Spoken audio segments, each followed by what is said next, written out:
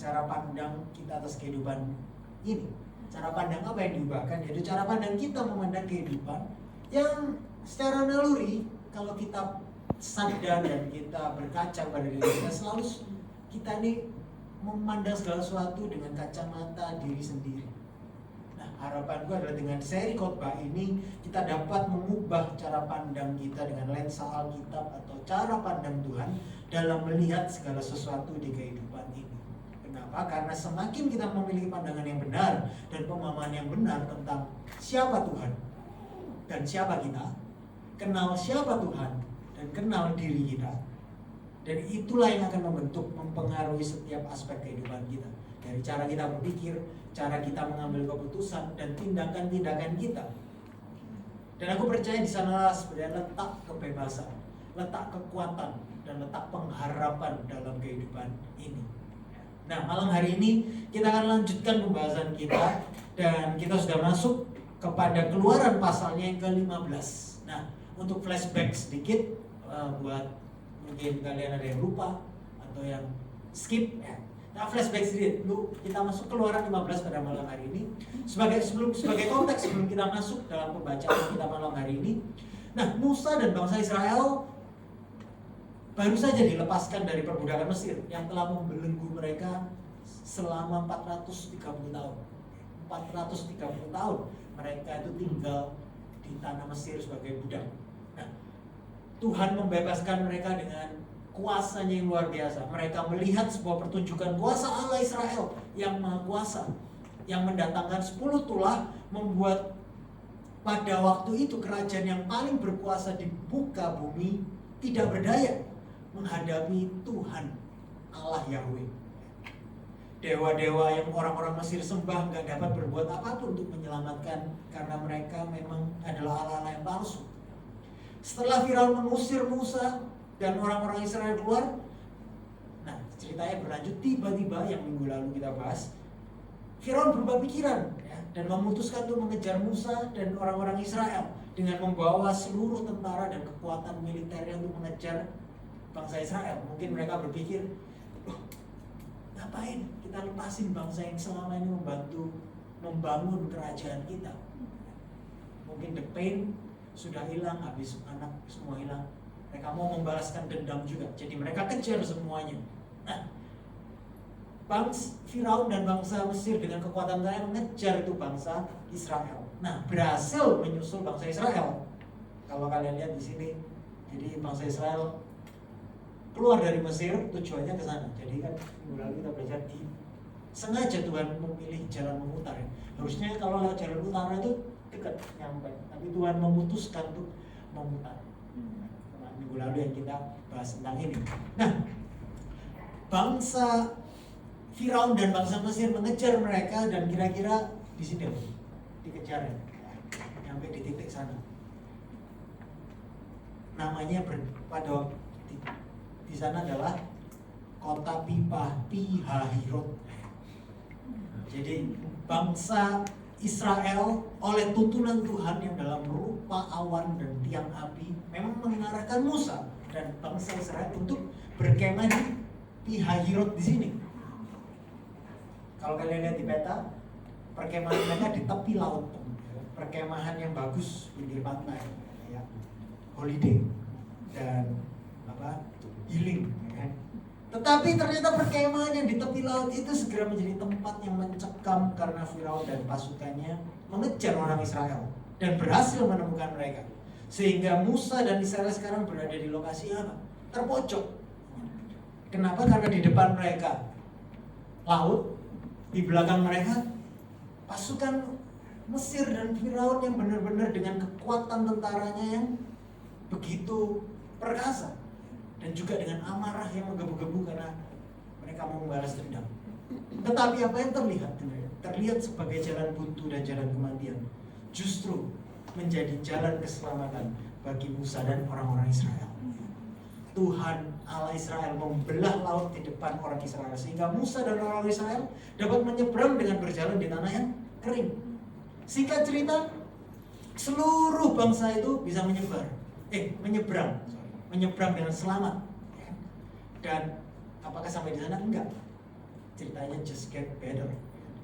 Lalu setelah seluruh orang terakhir pas gerombolan Israel sampai ke seberang dengan selamat, Tuhan memerintahkan air laut yang terbelah untuk kembali. Dan akibatnya seluruh tentara Mesir yang mengejar orang Israel mati tenggelam. Makanya di pasal terakhir yang ayat terakhir yang kemarin kita baca, Keluaran 14:30-31, demikianlah pada hari itu Tuhan menyelamatkan orang Israel dari tangan orang Mesir, dan orang Israel melihat orang Mesir mati terhantar di pantai laut. Ketika dilihat oleh orang Israel betapa besarnya perbuatan yang dilakukan Tuhan terhadap orang Mesir, maka takutlah bangsa itu kepada Tuhan, dan mereka percaya kepada Tuhan dan kepada Musa hambanya. Ini yang minggu lalu selesai kita bahas. Tuhan membawa mereka keluar dari Mesir. Tuhan menyertai mereka dalam tiang awan dan tiang api, berjalan di depan mata kepala mereka. Tuhan baru saja membelah Laut Merah sehingga mereka dapat berjalan di tengah-tengah laut. Seakan-akan, kalau bayangin ya, seakan-akan bangsa Israel itu berjalan di Ocean Blue. Siapa yang pernah ke Ocean Blue? Dan seperti itu, sambil lihat ikan di kanan-kanan dibilang kanan kiri adalah dinding, menjadi dinding. Saya bayangin ikan-ikan di sana, aku nggak bisa nyebrang ya, ada yang ngomong gitu kan. Kok temanku di sana, aku di sini kok nggak bisa ngajak mentok ya. Sambil lihat ikan-ikan di kanan kiri mereka. Kemudian mereka melihat laut kembali menjadi laut, dan seluruh tentara Mesir yang mengejar mereka mati. And by the way, keluar dari Mesir sampai ke Pi-Hahiroth ini peristiwa yang luar biasa. Habis lihat 10 tulah, lalu Tuhan menyelamatkan, ada tiang api dan tiang awan di depan mata mereka, ketemu laut dibelah. Semua peristiwa ini para ahli-ahli sejarah Alkitab sepakat terjadi dalam kurun waktu kurang lebih antara 3 dan 7 hari. Hanya dalam waktu seminggu Musa dan bangsa Israel ini menyaksikan Allah Israel menunjukkan kekuasaannya yang luar biasa. Sungguh sebuah kemenangan yang mutlak atas musuh yang selama ini menindas dan menyengsarakan mereka 430 tahun. Bukan karena bangsa Israel layak dan pantas diselamatkan, tetapi karena Allah adalah Allah yang setia pada janji-janjinya dan beranugerah kepada umat pilihannya. Nah, pasal itulah background dari pasal 15. Nah, pasal 15 memberitahu kita apa yang dilakukan Musa dan orang-orang Israel atas pengalaman mereka sepanjang 3-7 hari lah, 7 hari perjalanan mereka itu. Apa yang Musa dan orang Israel lakukan atas kemenangan dan anugerah keselamatan yang Tuhan beri pada mereka. Apa yang mereka lakukan? Kalian tahu? Pasal 15 mencatat ternyata yang pertama dilakukan oleh bangsa Israel adalah menyanyi dan menyembah Tuhan. Makanya judul malam hari ini adalah The Victory Song, nyanyian kemenangan. Kita tidak akan baca pasal 15 semuanya, jadi mohon kalian nanti pulang baca keseluruhan pasal ini di rumah masing-masing. Oke? Mata-matanya ya di sini, tapi pulang dan dilakukan. Hanya Tuhan yang tahu. Nah, Keluaran 15 ini adalah tulisan Alkitab pertama kali tentang puji-pujian. Yang dicatat Alkitab pertama kali tentang puji-pujian itu adalah di Keluaran 15 ini. Dan ini adalah lagu Yahudi pertama yang dicatat dalam Alkitab. Nah, malam ini kita akan sama-sama belajar cara pandang Alkitab tentang pujian dan penyembahan. Ada 3 poin pokok khotbah saya malam hari ini, yaitu corporate worship, berpartisipasi memuliakan Tuhan melalui pujian dan penyembahan. Kedua, God-centered worship, Tuhan adalah pusat pujian dan penyembahan kita. Dan yang ketiga, victorious worship, nyanyian kemenangan yang kekal. Amin. Mari kita belajar kebenaran firman Tuhan. Yang pertama, corporate worship. Kita dipanggil untuk memuliakan Tuhan melalui pujian dan penyembahan. Bangsa Israel tadi saya ceritakan, baru saja melihat sebuah kemenangan yang mutlak atas musuh yang selama ini menindas mereka dan menyengsarakan mereka. Dan apa respon alami bangsa itu, Musa dan orang Israel yang telah menyelamatkan mereka? Keluaran 15 ayat 1 berkata, pada waktu itu Musa bersama-sama dengan orang Israel menyanyikan nyanyian ini bagi Tuhan yang berbunyi, baiklah aku menyanyi bagi Tuhan, sebab ia tinggi luhur. Bahasa Inggrisnya berkata, I will sing to the Lord, for he has triumphed gloriously. Lalu pasal 2 dan selanjutnya isi dari nyanyian itu. Nah, bangsa Israel baru saja menyaksikan sebuah kemenangan yang mereka nantikan sepanjang 450 tahun. Nah, saya ingat tepat setahun, nggak tepat sih, 31 Mei tahun lalu, pada saat saya selesai sekolah Alkitab, penamatannya di Bandung. Jadi saya waktu itu nge-drive ke Bandung. Sampai di Bandung malam, saya masih ingat. Nah, sampai ke hotel, check-in dan lain-lainnya. Tapi kemudian saya lapar waktu itu kan, jadi cari makan keluar. Nah, yang nggak saya bayar waktu keluar itu jalanan, ya namanya Bandung kota gede lah ya. Itu kayaknya ketiga kali, 4 kali saya ke Bandung, jadi sudah agak familiar.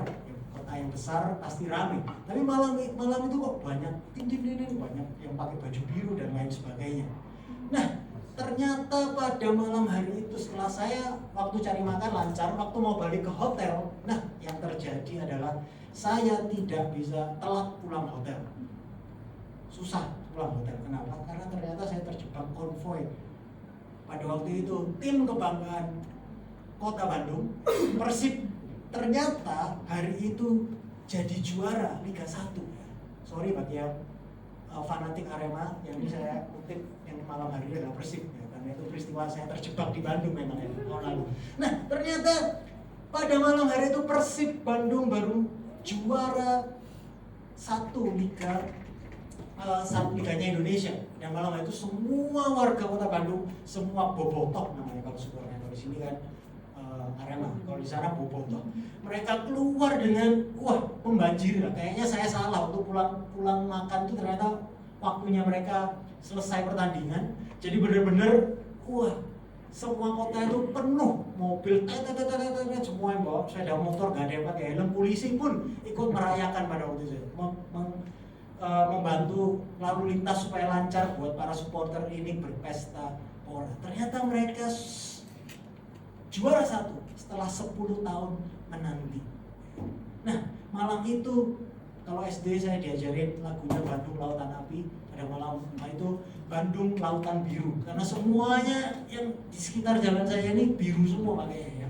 Dan mereka bernyanyi, menyorakan yel-yel, mereka bersorak-sorak, pokoknya rame loh. Dan yang menarik adalah pada waktu itu semua orang pokoknya lebur, semua disuruh bersukacita, masih disuruh ikut seneng. Pada waktu itu saya juga naik mobil, akhirnya ya udahlah ikut, tak buka pintu, kan ikut gitu kan. Untung plat nomor saya bukan N, karena mobil saya naik mobil ini, plat nomor saya KH, jadi netral. Orang Kalimantan nggak akan diapa-apain sama tim sepak bola di Jawa. Nah, mereka menyorakan yel-yel, dan yel-yelnya tak Google. Yel-yelnya itu bunyi gini, ayolah mau Bandungku, kami selalu ada untukmu. Ayolah mau Bandung, kami berjuang bersamamu, kami percaya kamu, kami bangga padamu, engkaulah kebanggaan di hatiku. Kalau orang sudah fanatik, kalau orang sudah benar-benar merayakan timnya, itu kebanggaannya yang luar biasa. Mereka bernyanyi merayakan kemenangan, seakan-akan mereka yang berjuang merebut juara. Padahal yang juara, yang berjuang siapa? Yang main sepak bola 22 orang itu kan. Tapi mereka benar-benar pada saat itu atmosfer kemenangan Persib, benar-benar mereka rayakan dengan nyanyian yang bersorak-sorai, dalam sebuah perayaan yang sangat gelap gempita. Dan saya percaya pada saat itu semua orang kelihatannya semua bersuka cita. Saya percaya mereka tuh malam hari itu lupa sama cicilan mereka, mungkin mereka ada piutang yang belum dibayar. Tapi ada yang mungkin siangnya baru diputusin pacar, tapi nonton waktu stadion tiba-tiba menang langsung lupa semuanya. Mereka fokus merayakan kemenangan tim kesayangan mereka tersebut. Dan itu yang sedang dilakukan oleh Musa dan orang-orang Israel. Mereka meresponi kemenangan Tuhan dengan sebuah pujian dan penyembahan. Nah, di sini menunjukkan bahwa ada fenomena di mana manusia sebenarnya adalah makhluk yang sangat menikmati untuk bernyanyi. Sekalian gak senang-senangnya, katanya kalian gak senang musik, kita yang tercipta untuk bermusik. Kalian coba detak jantung kalian pegang, itu beritme. Saya drummer, that's the beat. Drummer tuh dibilang drummer sukses apa? kalau bisa konstan main beat. Meskipun kan drummer jago, tapi kalau mainnya temponya naik turun itu udah gak jago. Bayangin, Tuhan ciptain kita ini dengan musik di dalam diri kita. Kalau jantung kita temponya nggak bener, sudah justru itu sakit jantung kan. Langkah kita berjalan, ini langkah kalian berjalan tanpa sadar, kalian berjalan dalam tempo. Kalau kalian berjalan cepat, lambat, cepat, capek. Benar. Tuhan menciptakan kita sudah dengan sebuah tempo yang memang kita diciptakan untuk memuji dan menyembah Tuhan.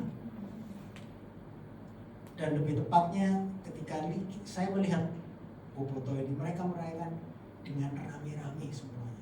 Nah itu sama juga dengan bernyanyi bersama-sama. Itu adalah sebuah apa yang Tuhan ciptakan sebenarnya. Coba perhatikan ayat pertama yang tadi kita baca.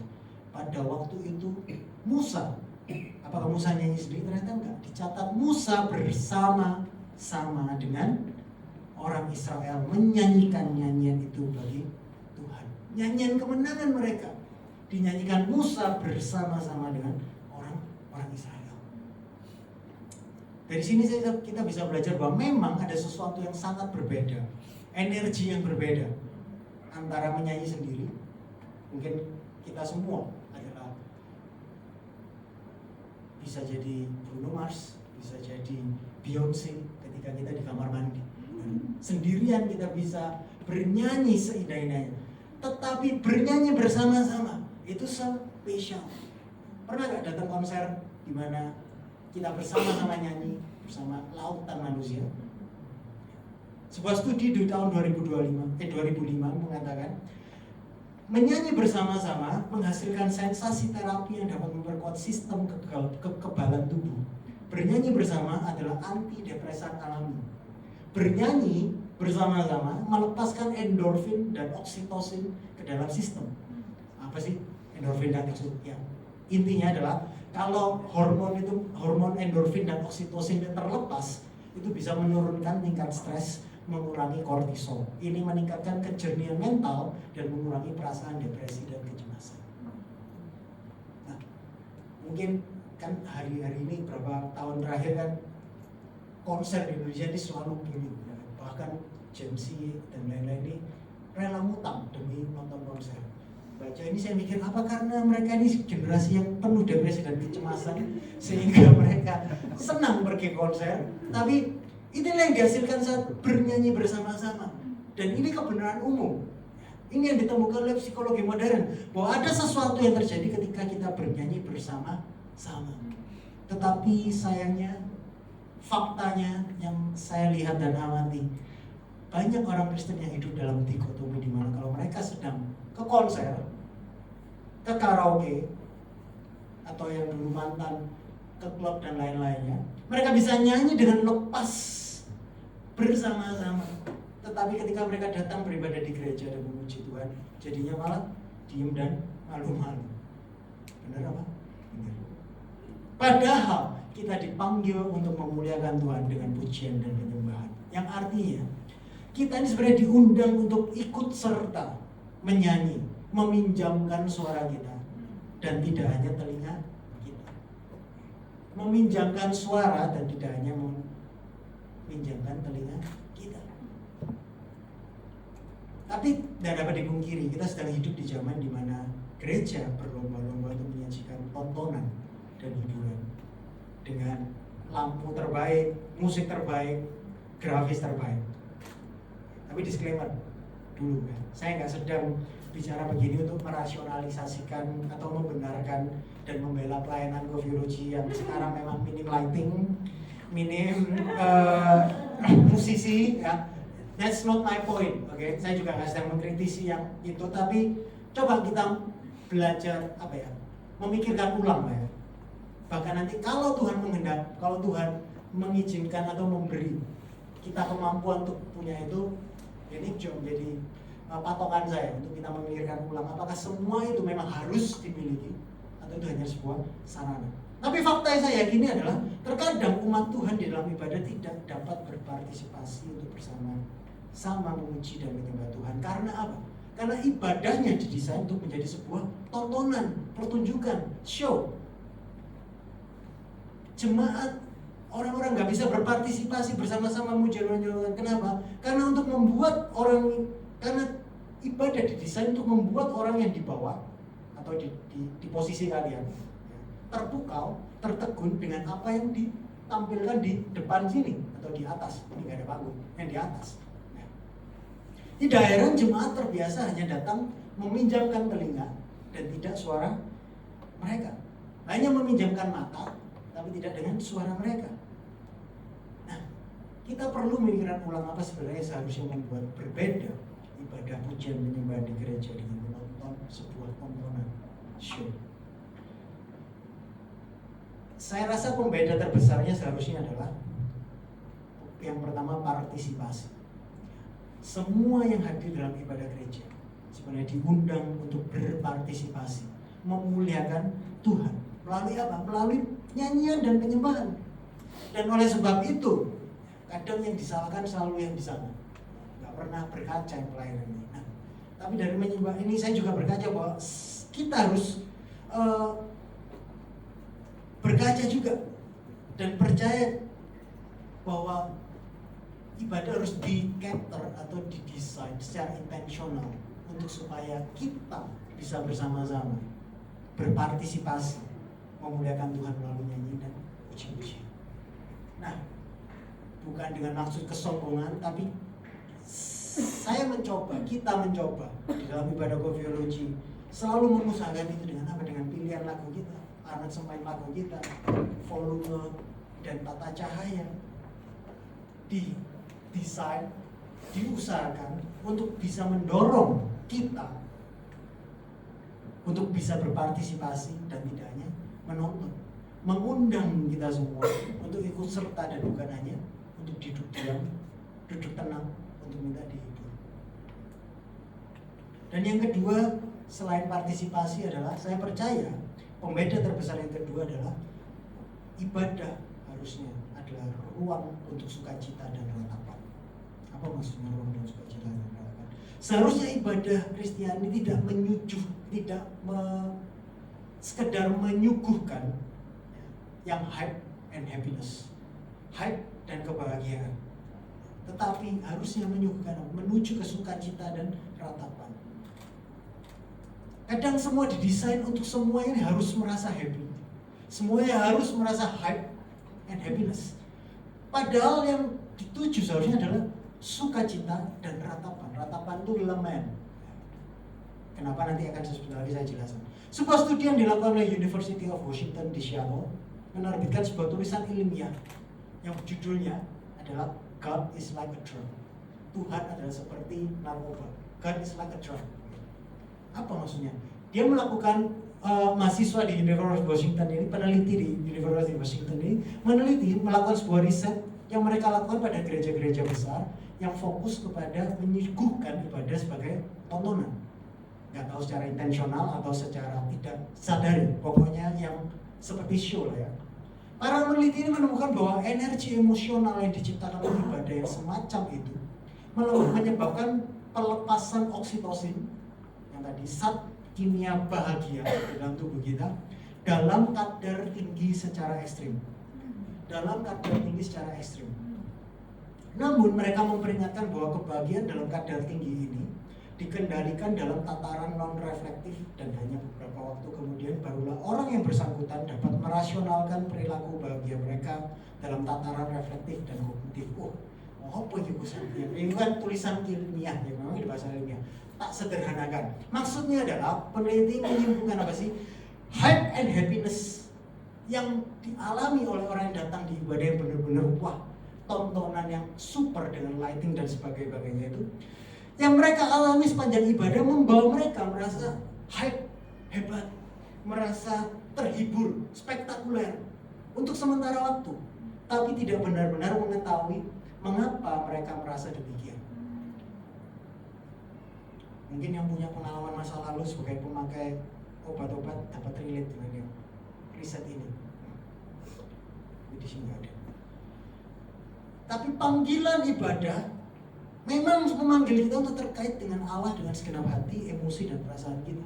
Seringkali semua ambience itu kan bisa merangsang ya hati, emosi, dan perasaan kita. Tetapi ibadah juga memanggil untuk kita terkait dengan segenap pikiran, tubuh, dan jiwa kita.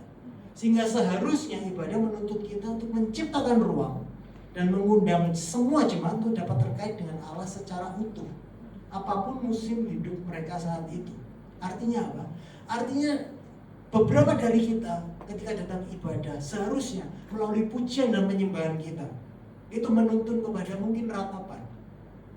Tapi bagi sebagian kita mungkin harusnya menuntun kepada sebuah sukacita, atau sebagian juga menuntun kepada sesuatu di antara sebuah sukacita dan ratapan. Maksudnya apa sih? Kita datang semua dengan musim yang berbeda-beda. Ada yang datang ketika ibadah dengan mungkin sedang mengalami duka, baru mengalami berat. Tapi juga ada yang datang dengan mengalami memang sukacita. Tapi ada juga yang antara tidak terlalu berduka, tapi juga tidak suka. Nah, seharusnya pujian penyembahan kita bisa mengcater semuanya, untuk semuanya menyambut berbagai macam spektrum emosi yang lahir dari musim setiap jiwa-jiwa yang datang, yang berbeda-beda, yang dibawa masuk oleh jiwa-jiwa yang berbeda-beda ini ke dalam ruang ibadah. Kenapa? Karena Allah yang saya kenal adalah Allah yang ingin menjumpai kita di segala spektrum emosi, musim kehidupan kita. Nah, ibadah yang didesain pujian penyembahan yang benar-benar ekstrim hanya tontonan, maka yang dikejar adalah hype and happiness. Kalian nggak boleh berduka, kalian nggak boleh beratap, kalian nggak boleh mengalami low iman. Tetapi harusnya atmosfer penyembahan kita didesain untuk semuanya bisa mengalami perjumpaan dengan Tuhan yang memang mau menjumpai kita di dalam setiap spektrum emosi yang kita bawa ke dalam ibadah. Ketika kalian berjumpa dengan Tuhan, Tuhan ingin menjumpai kalian di apapun musim kehidupan kalian. Dan itulah ibadah yang utuh. Dan apa yang membuat kita dapat terkait dengan Allah secara utuh di dalam pujian dan penyembahan kita? Saya masuk ke poin yang kedua, yaitu God-centered worship. Tuhan adalah pusat pujian dan penyembahan. Kalau kita baca ayat 2 sampai ayat 13, kita akan melihat bahwa isi nyanyian Musa dan bangsa Israel adalah tentang Tuhan, tentang kuasanya dan tentang kesetiaannya. Ayat 2 berkata, Tuhan itu kekuatanku dan masukku. Tuhan, Ia telah menjadi keselamatanku. Ia Allahku, kupuji Dia. Ia Allah Bapakku, kuluhurkan Dia. Tuhan itu pahlawan perang. Tuhan itulah namanya. Kalian nanti bisa baca, saya lompat ke ayat 11. Siapakah yang seperti engkau? Ini masih isi nyanyian Musa dan orang Israel. Di antara para Allah, ya Tuhan, siapakah seperti engkau? Mulia karena kekudusanmu, menakutkan karena perbuatanmu yang masyhur. Engkau membuat keajaiban. Engkau mengulurkan tangan kananmu. Bumi pun menelan mereka. Dengan kasih setiamu, engkau menuntun umat yang telah kau tebus. Dengan kekuatanmu, engkau membimbingnya ke tempat kediamanmu yang kudus. Dapatkah kalian lihat bahwa nyanyian Musa sepenuhnya berpusat kepada Tuhan? Yang menjadi objek dan fokus dari lagunya adalah Tuhan. Kalaupun ada kekuatan yang dimiliki Musa dan bangsa Israel, itu pun sumbernya adalah dari, mereka mengakui sumbernya adalah dari Tuhan. Tetapi banyak lagu-lagu modern yang sangat berpusat kepada berkat Tuhan daripada sang pemberi berkat Tuhan. Banyak yang berpusat pada pergumulan hidup kita daripada menyatakan kemenangan Kristus, karya Kristus dan inisiatif Tuhan yang sudah menyelamatkan manusia melalui Kristus. Kalau ingat tadi cerita saya, bobotoh yel-yelnya itu semuanya tidak ada yang melakukan supporternya. Semuanya mengagungkan dan memuliakan Persib Bandung. Tuhan jauh lebih daripada kemenangan Liga 1 Persib Bandung. Tuhan menang untuk menyelamatkan kalian dan saya dari kematian kekal. Bukankah seharusnya kemuliaan itu hanya bagi Tuhan dan bukan bagi kita? Amin. Padahal waktu kita menyanyikan lagu yang berpusat pada Tuhan, sebenarnya itu akan mengingatkan identitas kita yang sebenarnya. Dan itulah sebenarnya yang paling manusia butuhkan, yaitu selalu diingatkan akan apa yang Tuhan sudah lakukan untuk menyelamatkan kalian dan saya melalui karya Kristus. Dan bukan promosi, tapi sekali lagi, kalau kalian mengikuti ibadah Coffee Logic beberapa kali, kalian akan notice bahwa lagu-lagu yang kita nyanyikan selalu God-centered, Christ-centered. Bukan berarti kalau kita punya pergumulan, mungkin kita punya pergumulan pribadi ekonomi, pergumulan pribadi tentang kesehatan, pergumulan tentang relasi, itu nggak penting dan tidak berarti bagi Tuhan. Tapi ini yang saya percaya bahwa kalau hanya untuk menyelesaikan pergumulan-pergumulan itu, Tuhan mampu, yes. Tuhan membuktikan ketika Dia tinggal di dalam dunia, ketika Yesus melayani di dalam dunia, ketika Yesus hidup di dalam dunia 33,5 tahun, Dia sanggup melakukan mujizat-mujizat sepanjang pelayanannya di dunia, menyembuhkan, memulihkan, benar. Tapi Yesus gak perlu mati untuk melakukan mujizat itu. Tapi Tuhan Allah Bapa mengutus anaknya yang tunggal. Tujuan utamanya adalah untuk menyelamatkan kalian dan saya. Yesus harus mati untuk menyelesaikan sumber segala pergumulan yang kita alami. Apa itu? Dosa. Syukur kepada Allah, Yesus tidak hanya mati, namun Dia bangkit di hari ketiga. Yang sebuah proklamasi bahwa kebangkitannya membuktikan memang Tuhan melalui Yesus Kristus sudah menang atas dosa dan memulihkan relasi kita dengan Tuhan. Nah, ketika kita menyanyikan nyanyian yang berpusat pada Kristus, waktu kita memuji, menyembah Tuhan, mendengar khotbah yang berpusat kepada Tuhan, dan bukan pada pergumulan kita, tapi pada Tuhan yang sudah menyelamatkan dan menebus kita, maka yang terjadi apa? Seharusnya yang terjadi adalah tiba-tiba masalah kita menjadi kecil dan insignifikan. Karena yang tersulit, terbesar, dan yang paling signifikan Tuhan sudah selesaikan buat kalian dan saya. Paul Tripp mengatakan dengan sangat indah dan sangat tepat, ibadah bersama itu dirancang untuk mengingatkan Anda bahwa di tengah segala sesuatu ada Raja yang mulia dan murah hati. Dan Raja itu bukan Anda. Corporate worship is designed to remind you that in the center of all things is a glorious and gracious King, and this King is not you. Nah, cara pandang atas pujian penyembahan yang berpusat pada Tuhan, God-centered, Christ-centered, inilah yang akan memberikan kekuatan berpengharapan kepada kita untuk menghadapi situasi kehidupan yang sedang kita hadapi, baik sekarang maupun masa depan. Kenapa? Karena kita akan selalu diingatkan siapa Tuhan. Siapa Tuhan? The King yang mulia, The King yang berkuasa, and yang murah hati. Wow. Kita punya Tuhan yang mulia dan murah hati. Dan apa yang telah Dia lakukan untuk menyelamatkan kita di kayu salib semakin meneguhkan bahwa kita pasti punya kekuatan dan pengharapan dalam kehidupan ini. Nah, logika yang sama ini juga Rasul Paulus katakan di Perjanjian Baru di kitab Roma 8 ayat 31 dan 32. Rasul Paulus mengatakan apa? Sebab itu apakah yang akan kita katakan tentang semuanya itu? Yaitu tentang penindasan, tentang penderitaan dan lain sebagainya. Jika Allah di pihak kita, siapakah yang akan melawan kita? Ia, itu Tuhan, yang tidak menyayangkan anaknya sendiri, Yesus Kristus, tetapi yang menyerahkannya bagi kita semua. Bagaimanakah mungkin Ia tidak mengeluarkan segala sesuatu kepada kita bersama-sama dengan Dia? Amin. Kita punya Raja yang mulia dan penuh anugerah. Nah, kadang kita bilang Tuhan mau disembah, kayaknya Tuhan itu narsis dan lain sebagainya. No, kebalikannya. Justru ketika kita menyembah, yang butuh itu bukan Tuhan, yang butuh itu kita. Kenapa? Karena kita ini suka lupa, seringkali lupa. Tapi melalui pujian yang God-centered, yang Christ-centered, kita diingatkan kembali bahwa kita itu loh punya Raja yang mulia dan Raja yang murah hati. Seringkali kita yang selalu berpusat kepada diri sendiri, kita ingin mengendalikan kehidupan ini seakan-akan kita ini the better king. Kita adalah Raja yang lebih mulia, lebih tahu bagaimana menghandle hidup kita. Tetapi melalui pujian dan penyembahan, kita diingatkan bahwa kita punya raja yang jauh lebih mulia dan murah hati, dan berserah kepada Tuhan itu jauh lebih tidak beresiko, jauh lebih aman. Di sana letak pengharapan kita. Amin. Dan satu hal lagi yang dapat kita pelajari dari nyanyian Musa adalah pola dari nyanyian Musa. Apa polanya? Kalau kita perhatikan di Keluaran 15 ayat 1 sampai 13 itu isi nyanyian Musa itu bercerita tentang apa yang Tuhan telah lakukan.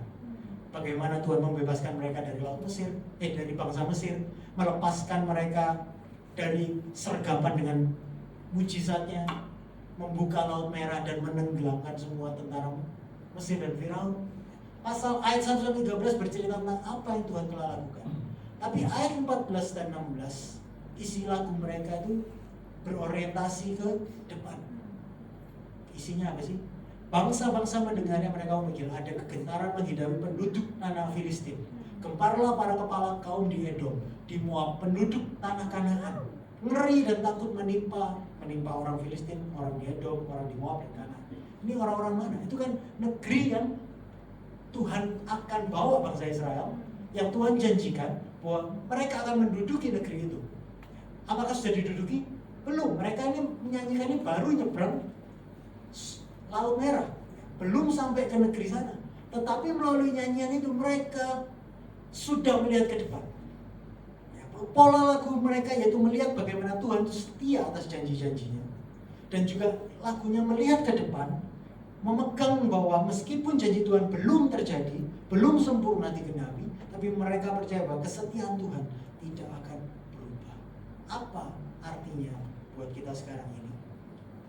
Dengan kita punya pola melihat ke belakang dan melihat ke depan, melihat ke depan dengan melihat ke belakang, biar dalam situasi apapun yang sedang kita hadapi saat ini, kita dapat selalu menatap ke depan penuh pengharapan dengan sebuah kepastian bahwa ketika kita menatap ke belakang, kita tahu ada Tuhan yang telah menolong dan menyelamatkan kita. Tuhan yang telah menolong dan menyelamatkan kita di masa lalu adalah Tuhan yang tetap setia dan pasti mampu menolong kita di masa kini dan di masa yang akan datang. Kalau Tuhan sudah memulai pekerjaan yang baik dengan memilih kita dan memberikan kita anugerahnya, maka anugerahnya itu juga yang akan selalu menopang kita dan memastikan semua rencana keselamatan Tuhan atas hidup kita itu tidak akan pernah gagal. Yang percaya bisa katakan amin. So pola nyanyian Musa ini benar-benar mengajarkan kita. Kalau kalian ragu akan situasi kondisi kalian saat ini atau masa depan kalian, melalui pujian penyembahan yang God-centered, kita diingatkan akan apa yang Tuhan sudah lakukan. Dengan kita melihat apa yang Tuhan sudah lakukan, melihat ke belakang, melihat apa yang Tuhan sudah lakukan, kita akan punya kekuatan, pengharapan, keyakinan untuk melihat masa depan kita. Iya dan amin di dalam tangan Tuhan yang beramat. Amin. Jadi pujian penyembahan itu begitu luar biasa. Kita sebenarnya diundang untuk bernyanyi bersama-sama. Kita juga tidak sekedar bernyanyi bersama-sama, tapi pujian penyembahan kita itu harus God-centered, Christ-centered. Dan yang ketiga, poin saya yang ketiga yang terakhir adalah victorious song, nyanyian kemenangan yang kekal. Pasal 15 ditutup dengan sebuah kisah perjalanan pertama yang dilakukan bangsa Israel. Jadi pasal ayat 1 sampai 21 itu bercerita tentang isi nyanyian bangsa Israel, nyanyian kemenangan mereka. Tapi di akhir pasal 15 ada sebuah kisah. Ditutup pasal 15 itu dengan sebuah kisah, bukan nyanyian, tapi sebuah kisah perjalanan pertama yang dilakukan bangsa Israel setelah mereka menyeberang Laut Merah. Keluaran 15 ayat 22 sampai 25 berkata, Musa menyuruh orang Israel berangkat dari Laut Teberau, Laut Merah atau Laut Teberau, lalu mereka pergi ke padang gurun Syur. 3 hari lamanya mereka berjalan di padang gurun itu dengan tidak mendapat air. 22. Sampailah mereka ke Mara. Tetapi Mara ini nama desa, nama kota. Tapi mereka tidak dapat meminum air yang di Mara itu karena pahit rasanya. Itulah sebabnya dinamai orang tempat itu Mara. Ayat 24. Apa katanya? Lalu bersungut-sungutlah bangsa itu kepada Musa. Kata mereka, apakah yang akan kami minum?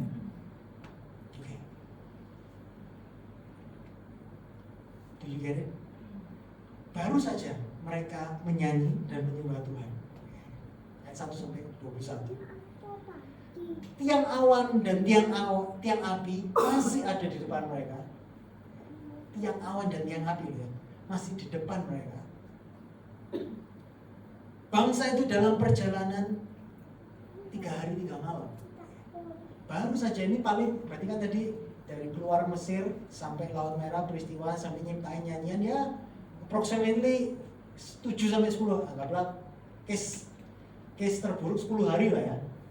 Jalan 10 hari habis melihat situasi yang begitu, pertolongan Tuhan yang dahsyat, dan Tuhan itu tidak meninggalkan mereka. Masih ada tiang awan dan tiang api di depan mata mereka.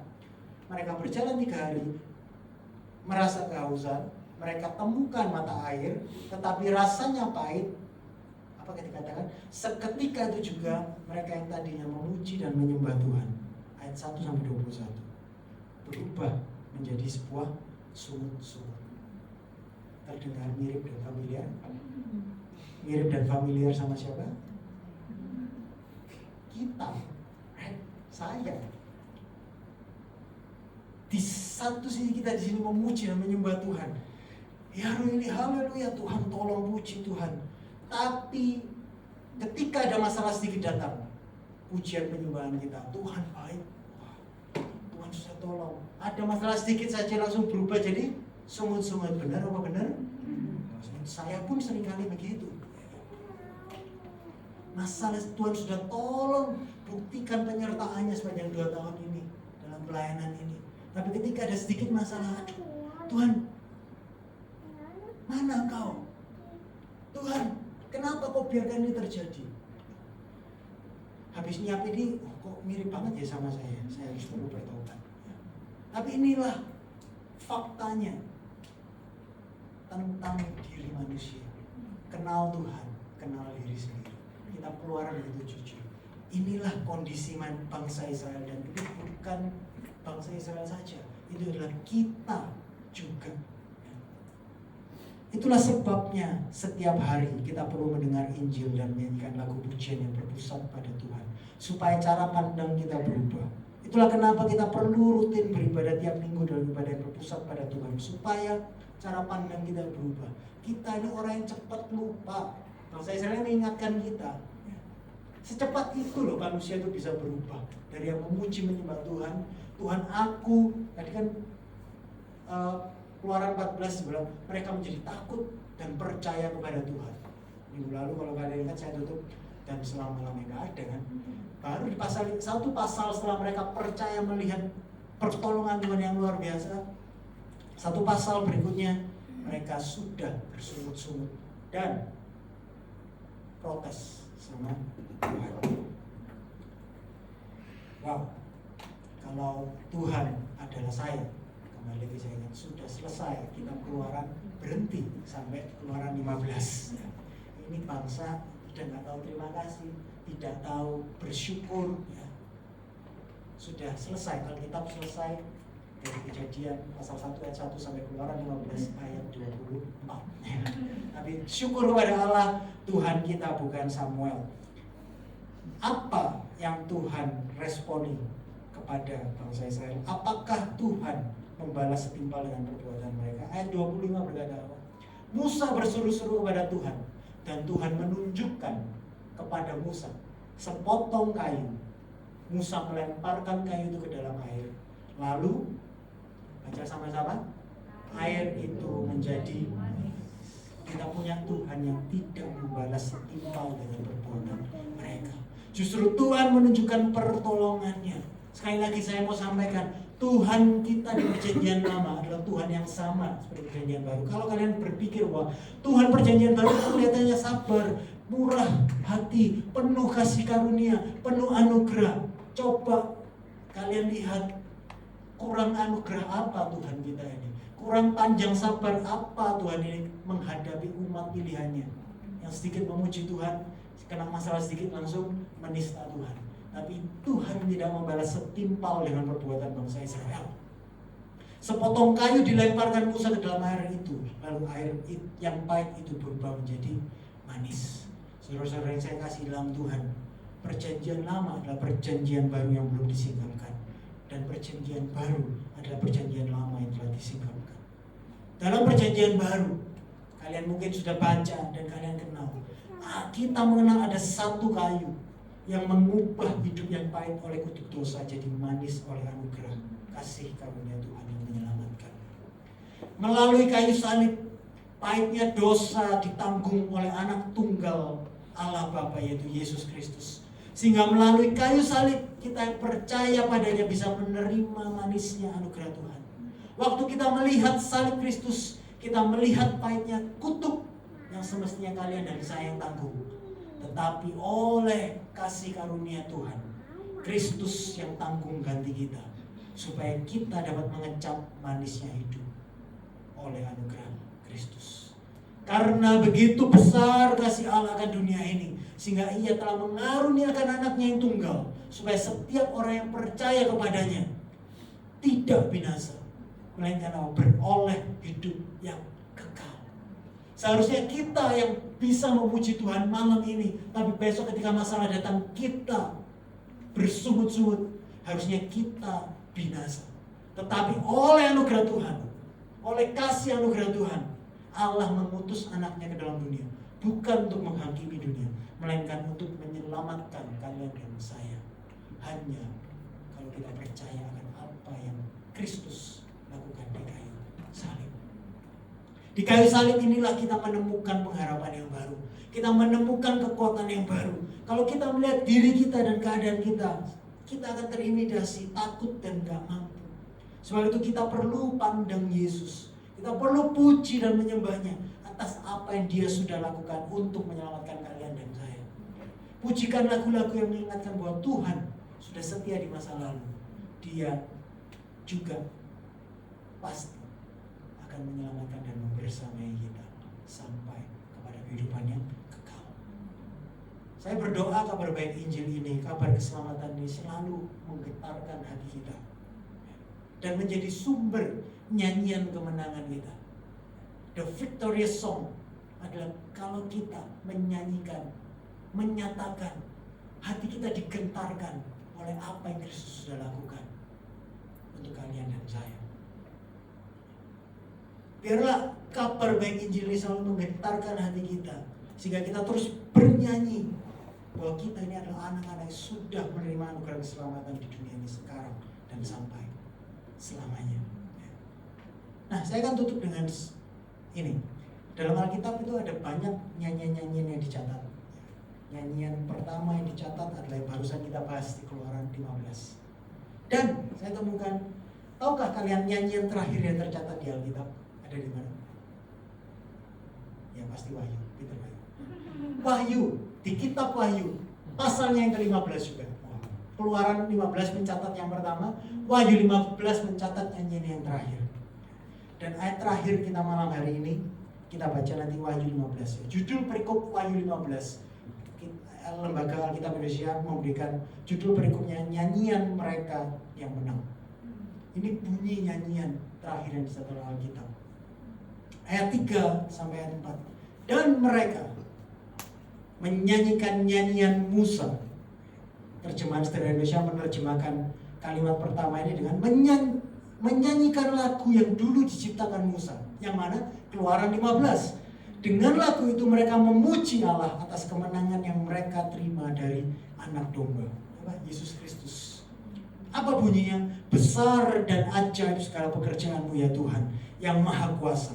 Adil dan benar segala jalanmu ya Raja segala bangsa. Siapakah yang tidak takut ya Tuhan, yang tidak memuliakan namamu, sebab Engkau saja yang kudus. Karena semua bangsa akan datang dan sujud menyembah Engkau, sebab telah nyata kebenaran segala penghakiman-Mu.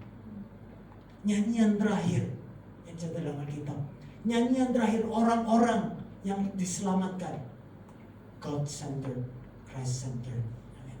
Kita gak akan menyanyikan Tuhan terima kasih Kau sudah menyembuhkan aku, Tuhan terima kasih Engkau sudah memulihkan keadaanku di dunia. No, nyanyiannya adalah semuanya tentang apa yang Kristus lakukan di kayu salib. Bukan berarti masalah kalian sekarang ini Tuhan tidak anggap. No.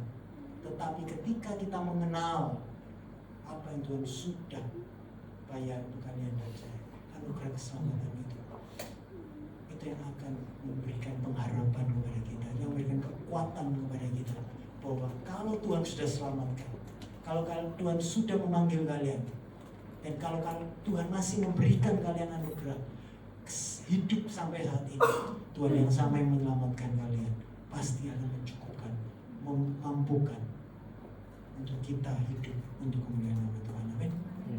Semakin kita mengenal dan mengalami karya keselamatan yang Allah anugerahkan dalam Kristus, inilah nyanyian yang akan keluar dari hati dan suara kita. Nyanyian yang memuliakan Tuhan, nyanyian yang berpusat pada Tuhan, nyanyian kemenangan yang berkumandang sekarang dan selama-lamanya. Amin. This is the victorious song. Dan terakhir, boleh dong. Kali ini saya menganjurkan 3 tips praktis, ya, aplikasi langsung. Jarang-jarang saya kasih instruksi ini. Harusnya yang kalian lakukan kalau kalian setuju dan cara pandang kalian kepada pujian dan penyembahan itu diubahkan malam hari ini. 3 tips praktis bagaimana kita bisa memuji menyembah Tuhan, yang memuliakan Tuhan. Kalau cara pandang kita pada pujian penyembahan diubahkan, maka setidaknya tips praktisnya hadir ibadah dari awal. Kenapa? Karena pujian dan penyembahan itu adalah bagian dari ibadah. Dan esensi pujian penyembahan tidak kurang penting dari pemberitaan firman Tuhan. Bukan, jadi pujian penyembahan. Kadang ada orang, kan banyak orang bisa berpikir, ibadah mulainya jam 6:30. Nah, pasti pujian penyembahan nanti deket-deket khotbah datang. Nah, sebenarnya pujian penyembahan adalah bagian dari ibadah. Dan kalau kita lihat bahwa esensi pujian penyembahan kita memuliakan Tuhan, nah sepanjang minggu berjalan, kalau hidup kalian tidak dikudumi, setiap hari Tuhan menuntut, seharusnya kita terdorong untuk kita ini memuji bersama-sama akan apa yang Tuhan sudah lakukan, anugerahnya yang tercurah tiap hari baru, rahmatnya yang baru tiap hari dalam kehidupan kita. So, I hope kita bisa hadir ibadah dari awal, karena pujian penyembahan itu sudah bagian dari ibadah. Yang kedua, kalau cara pandang kita dan dalam pujian dan penyembahan itu diubahkan, setidaknya kita berpartisipasi dalam pujian, meminjamkan suara dan tidak hanya telinga. Nah, kalau kalian punya suara fals, kalau saya nyanyi ini mengganggu, ya mungkin ya jangan keras-keras. Tapi Tuhan di dalam Mazmurnya ada satu yang bilang bahwa sing to the Lord itu dalam bahasa aslinya itu make some noise. Make some noise. Saya ingat lagi Persib. Mereka bersorak itu ada yang suaranya nggak jelas, tapi make some noise. God wants you to make some noise. Bukan melodi yang indah secara manusia bersenandung seindah Grace, maybe mungkin suara saya, I know Emi pernah kasih meme Samuel nggak harusnya bernyanyi, ya kan? But yes, Samuel nggak seharusnya bernyanyi. I know my suara limited, but I want to make some noise for God. Dan itu yang harusnya kita ikut berpartisipasi dalam pujian. Apa namanya? Meminjamkan suara dan bukan hanya telinga. Dan yang ketiga tips saya, bagaimana kita bisa berpartisipasi dengan lancar kalau kita nggak hafal lagu-lagunya. That's why aku encourage you aktif dengar lagu-lagu, gak sekedar lagu-lagu rohani, tapi lagu-lagu yang berpusat pada Tuhan. Why? Karena semakin familiar kalian dengan sebuah lagu, semakin mudah kalian akan memuji dan menyembah Tuhan. Benar? Kalau kalian ikut konser, siapa yang kalian masih ingat lagunya, kalian tahu, makanya kalian dia sing along together.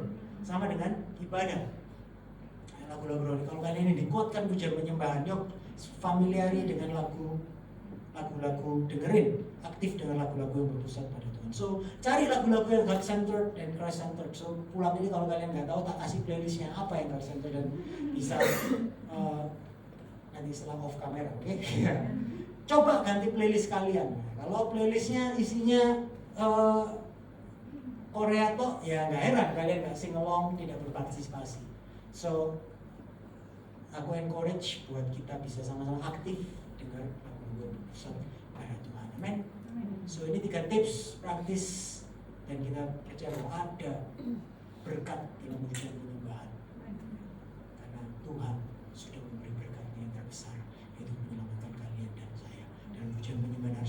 merefleksikan kemenangan Tuhan atas dosa itu. Dan semakin kita berpusat kepada Tuhan, semakin telinga kita didengarkan apa yang Tuhan sudah lakukan. Di sana letak dasar kekuatan kita, pengharapan kita yang akan mengubahkan cara pandang kita dalam menghadapi hidup, dalam mengambil keputusan. Setiap tingkah laku, tindakan kalian akan berubah dan bisa dari dalam keluar. And it has to start with God at the center of it all. Amin. Mari saya undang bagi berdiri. Kita sama-sama nyanyikan the victory song kita pada malam hari ini. Nyanyikan dengan penuh iman.